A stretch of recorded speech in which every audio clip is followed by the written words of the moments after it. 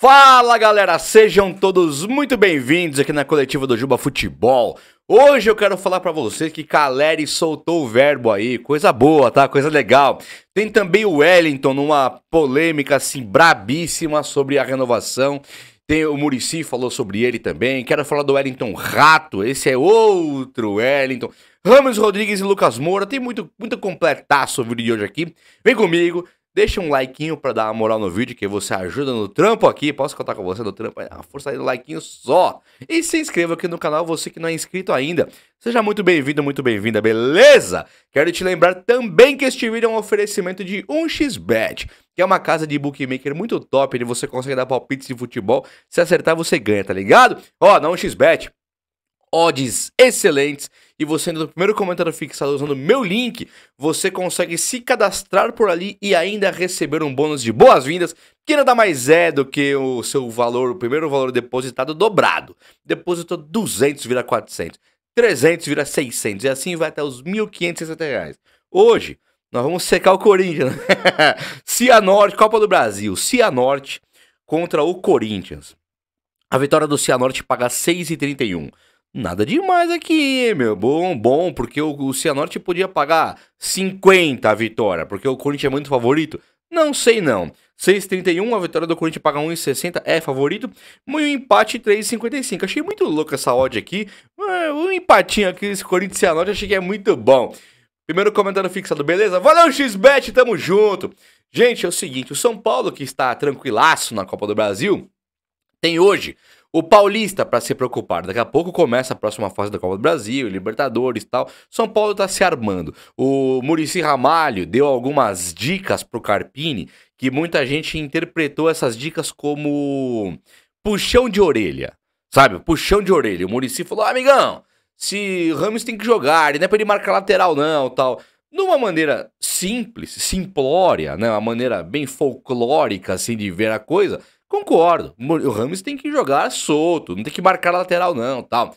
Mas assim, o Muricy, ao falar isso aí, no Carpini, não falou com o Rogério Ceni, não falou com o Crespo, não falou com o Dorival. Falando isso com o Carpini, acho que ele tira um pouco da moral do Carpini. Pra mim, seria evitável, um assunto evitável. Que o Muricy conhece mais futebol que o Carpini, acho que isso ninguém tem dúvida, por enquanto, né? O Carpini é muito novo de carreira. E também que o Muricy pode falar o que ele quiser, claro que ele pode, um monstro sagrado na história do São Paulo. Mas ele diminuiu o Carpini enquanto mandatário do São Paulo. Jogadores sentem isso aí. Sabe, jogadores sentem, fica na imprensa, fica pipocando na imprensa. É difícil, cara. Se eu sou o Muricy, eu não falaria nada sobre o trampo do Carpini. Claro que o Muricy, quando ele fala que o Ramos é um craque e tal, o Carpini deve ter sentido já o recado. E pro São Paulino que quer ver o Ramos em campo, jogando com a criatividade, com a genialidade, sem ter que se preocupar com a intensidade ao marcar lateral, pra gente é um... Isso aqui vem aveludado, né? É um melzinho na sopa que a gente ouve. Que delícia, né? Que mel na sopa deve ser horroroso, mas é um ditado antigo. É um melzinho pra gente ouvir. Que delícia. O Ramos vai jogar e não precisa se preocupar com a marcação. Legal pra caramba. Só que aí o Carpini vai ter que ganhar os jogos. Se o Carpini não ganhar, ele pode amanhã depois falar: no São Paulo eu tive que escalar o Ramos, fui obrigado, perdi, me culparam. Então, sabe, tinha que ser evitado esse assunto. O lado bom é que o Ramos Rodrigues vai jogar pelo São Paulo. O São Paulo já está preparando, inclusive, a inscrição dele agora para o Campeonato Paulista. Então, o São Paulo vai cortar alguém lá que está machucado. Alguns dizem que é o Nestor. Eu ainda acredito que vai ser o Rafinha, tá? Porque o Rafinha, ele pode ser cortado do Paulista, não vai ter problema nenhum, pensando na idade do Rafinha. O Rafinha é um cara que ficou no São Paulo dizendo que era a aposentadoria dele. Ele acaba ficando, aí ele ficou para jogar, deve ser a Copa do Brasil e a Libertadores. E não precisa do Rafinha no Paulista, convenhamos, né? O Igor Vinícius acaba de voltar. Então, assim, se quiser cortar o Nestor, beleza, porque tem que ver também quem que vai voltar antes fisicamente, no quadro clínico. E o São Paulo não abre. O São Paulo ali não tem informação nenhuma, mas eu acho que se tiver Nestor e Rafinha, os dois aptos a jogar, hoje o Nestor é mais importante do que o Rafinha em ganho técnico, em ganho dentro de campo. O Nestor faz um corredorzinho na esquerda ali, que para fazer aquela função só tem hoje o Nestor e o Michel Araújo. O Nicão não faz, o Galopo não faz, o Galopo tem outras características, acho até mais jogador que o Nestor quando tá perto da área ali fazendo gols, mas para fazer o corredorzinho da esquerda no tal do tripé que os técnicos adoram hoje em dia, o Nestor seria mais capacitado e muito mais importante do que o Rafinha. O Lucas Moura é uma notícia assim, para mim maravilhosa, que ele está voltando e ele também comprou a ideia Rames Rodrigues, tá? Isso aí também acho que é bem importante falar, porque para muita gente isso pode parecer uma fofoquinha, pode parecer algo que não tem importância nenhuma, mas tem.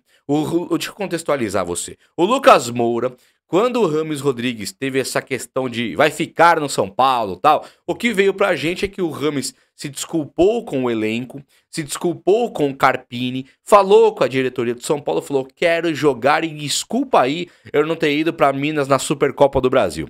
E ele teria ligado pro Rafinha, Rafinha, eu quero conversar com os caras aí, mano, abre as portas aí pra eu conversar com o elenco e tal. E o Rafinha prontamente, elenco, o Rames quer trocar uma ideia aqui. Quando o Rames chega e fala com o elenco, todo mundo, pelo que informaram, todo mundo gostou da ideia do Rames voltar. Tirando acho que um ou dois aí que eu acho que não gostaram, né? Talvez os caras que brigam a posição com ele, o resto todo mundo gostou. E o Lucas Moura, que é um dos líderes desse elenco, não por ser capitão do São Paulo, mas pela moral, sabe? O Lucas é da época do Rogério Ceni, do Miranda, do Luiz Fabiano. É um cara que jogou com esses caras aí. Entendeu? Não sei se jogou com o Miranda, mas na seleção com certeza jogou. Jogou com o Luiz Fabiano e com o Rogério Ceni. Então ele é um cara que esteve num São Paulo diferentão. Num São Paulo de outra época, um São Paulo muito mais com jogadores identificados com a história do tricolor. E o Lucas, ele é identificado. Então quando fala Lucas Moura, ele não é reserva, ele não tem... Ele é da base, ele é da Europa, ele é tudo. E ele é o craque do São Paulo. Então, quando o Lucas aceita o Rames no tricolor, eu acho que foi excelente, cara. E ele bateu foto junto, fez postagem. Isso torna o Rames um cara já ambientado no São Paulo. Então, se o Rames aparecer no jogo contra o Guarani, foi inscrito para essa fase, alguém cortado, aparece agora domingo contra o Guarani, com o Lucas dando esse aval, jogando em campo com o Rames já joga solto, vai jogar só futebol e não tem que se preocupar em convencer o elenco, ser aceito e tal. Então, parabéns ao Lucas, que está de volta, hein? O Lucas voltou. Lucas, Rato, o Igor Vinícius, todos os caras estão disponíveis. O Carpini recebe 4 reforços para esse jogo. Vocês pararam para pensar? O Carpini recebe o Rames Rodrigues, se o São Paulo inscrever, logicamente, mas deve inscrever.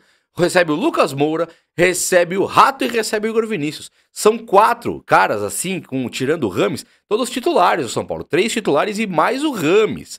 É muito reforço, é papo de golear o Guarani em qualquer estádio, sabe? O São Paulo pode ficar fora do mata-mata do Paulo. É pra golear. Não tem meias palavras, é pra golear o Guarani com esse time aí. O time reserva precisa ganhar, de 2-0. O time titular tem que golear o Guarani, com todo respeito ao Guarani. Mas não tem brincadeira agora. E o São Paulo tá se vendo numa sinuca de bico com o Wellington, lateral esquerdo. O Wellington, ele não aceita renovar com o São Paulo. O Muricy Ramalho, no mesmo programa do Arnaldo e Tironi, ele fez uma live, eu não assisti, via um texto escrito que alguém escreveu. Então, não sei exatamente quais foram as palavras dele, mas foi mais ou menos assim, ó. Fizemos várias propostas para o Wellington. Ele não fala em 1, 2, 3, 4. Várias propostas para o Wellington e ele não aceitou nenhuma. O Wellington é um cara que ele tá muito difícil renovar com ele, mas ele é um cara que se desdobra em campo. Quando ele vem a campo, ele não parece um cara que tá fazendo corpo mole porque não renovou. Ele deixa a renovação com os agentes dele e com a diretoria do São Paulo e ele vai para campo e entrega tudo, sabe, dá sangue em campo. Então o Muricy passa o pano pro Wellington como jogador, que também acho que realmente ele entrega tudo. Eu acho que ele não tem muito a entregar tecnicamente, mas ele entrega tudo em campo, isso é verdade. Agora, quando vai falar, o Muricy deixa o sinal de que o Wellington tá fora do São Paulo. Eu li hoje que o Wellington não vai renovar mesmo e que o São Paulo estuda negociar o Wellington no meio do ano. Por quê? Porque o São Paulo tem o Wellington até o fim do ano. Até dezembro ele é nosso, não tem como sair, a menos que o São Paulo queira, alguém pague a multa. Ele pode assinar pré-contrato no meio do ano, mas fica no São Paulo para ir embora para qualquer time de maneira gratuita no fim do ano. Então o São Paulo quer levantar um caramuruzinho, um dinheirinho aí no meio do ano, tentando antecipar a saída do Wellington. E isso aí tudo bem, já tá se desenhando isso faz tempo. O que não me conforma é que o São Paulo está contando com um lateral que não renova o contrato e com o Patrick Lanza. O São Paulo tá dormindo no ponto. O Júlio Casares aí, que eu faço alguns elogios, principalmente no quesito contratações, tá vacilando e muito. E aí não é só o Júlio Casares, é Belmonte, é Muricy e também o Rui Costa. Esses caras todos, eles têm que comprar um lateral titular, Porque o São Paulo, você imagina aí, o São Paulo tá na Libertadores da América. E na Copa do Brasil, o nosso lateral é o Wellington, que já é questionável demais. Um lateral mediano pra caramba.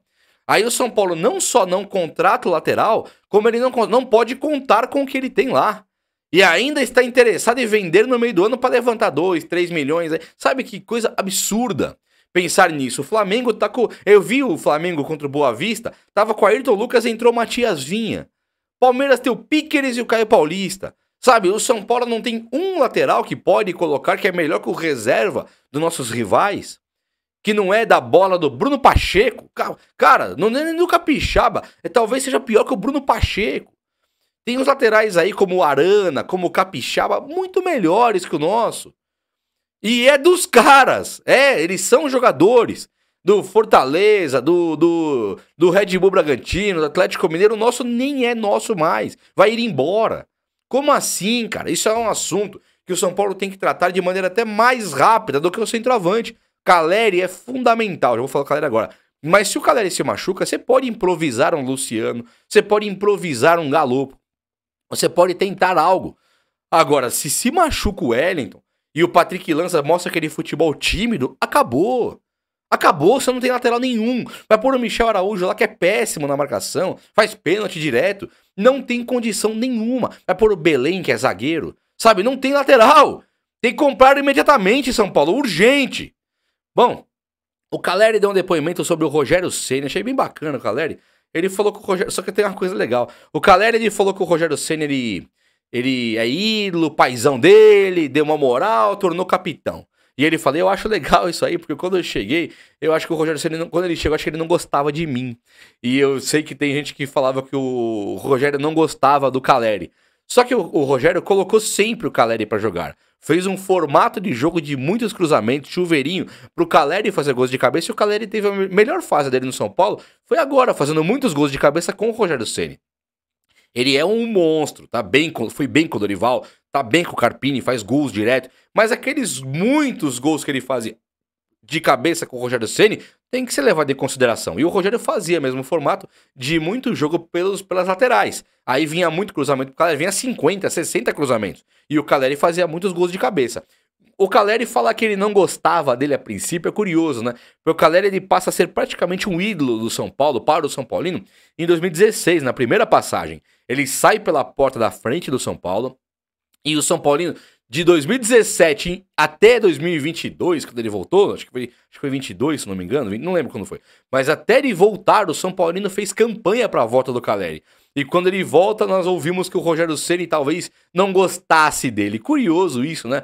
Um cara que, para a grande maioria da torcida do São Paulo, é um ídolo.